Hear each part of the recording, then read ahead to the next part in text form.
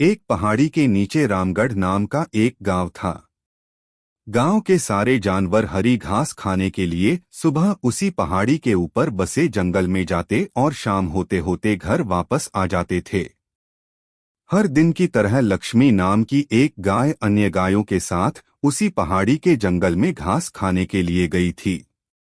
वह हरी घास खाने में इतनी ज्यादा प्रसन्न थी कि वह कब एक शेर की गुफा के पास पहुंच गई, उसे पता भी नहीं चला। शेर अपनी गुफा में सो रहा था और वह पिछले 2 दिनों से भूखा भी था।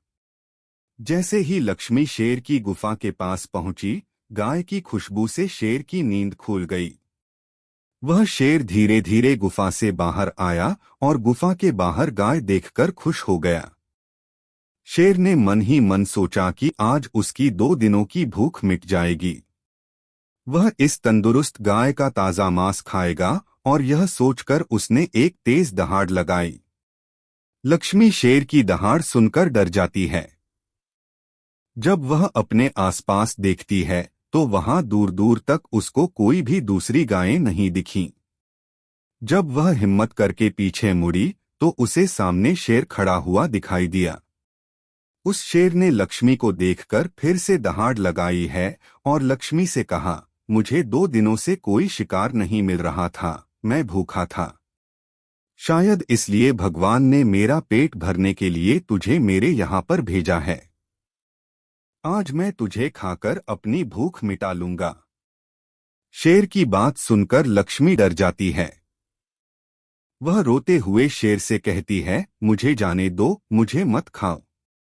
मेरा एक छोटा बच्चा है जो अभी सिर्फ मेरा ही दूध पीता है और उसे घास खाना अभी तक नहीं आया है।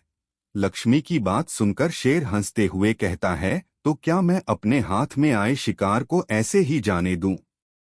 मैं तो आज तुझे खाकर अपनी 2 दिनों की भूख मिटाऊंगा। शेर के ऐसा कहने पर लक्ष्मी उसके सामने रोने लगी और विनती करते हुए कहती है कि आज मुझे जाने दो। मैं आज अपने बछड़े को आखिरी बार दूध पिला दूंगी और उसे बहुत सारा प्यारा करके कल सुबह होते ही तुम्हारे पास आ जाऊंगी। फिर तुम मुझे खा लेना और अपना भूखा पेट भर लेना। शेर लक्ष्मी की यह बात मान जाता है और धमकी देते हुए कहता है कि अगर कल तू नहीं आई तो मैं तेरे गांव आऊंगा, फिर तुझे और तेरे बेटे दोनों को खा जाऊंगा। लक्ष्मी शेर की यह बात सुनकर खुश हो जाती है और शेर को अपना वचन देकर गांव वापस चली जाती है।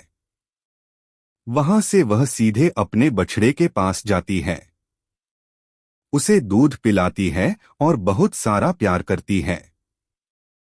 फिर बछड़े को शेर के साथ हुई सारी घटना बताती है और कहती है कि उसे अब अपना ख्याल खुद ही रखना होगा। वह कल सुबह होते ही अपना वचन पूरा करने के लिए शेर के पास चली जाएगी। अपनी मां की बातें सुनकर बछड़ा रोने लगता है। दूसरे दिन सुबह होते ही लक्ष्मी जंगल की तरफ निकल जाती है और शेर की गुफा के सामने पहुंचकर शेर से कहती है, अपने वचन के अनुसार मैं तुम्हारे पास आ गई हूं। अब तुम मुझे खा सकते हो। गाय की आवाज सुनकर शेर अपनी गुफा से बाहर निकलकर आता है और भगवान के अवतार में प्रकट होते हैं। वह लक्ष्मी से कहते हैं, मैं तो बस तुम्हारी परीक्षा ले रहा था। तुम अपने वचन की पक्की हो। मैं इससे बहुत प्रसन्न हुआ।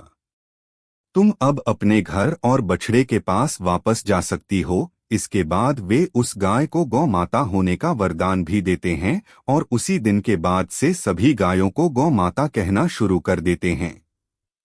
कहानी से सीख, हमें जान की बाजी लगाते हुए भी अपने दिए हुए वचन को पूरा करना चाहिए।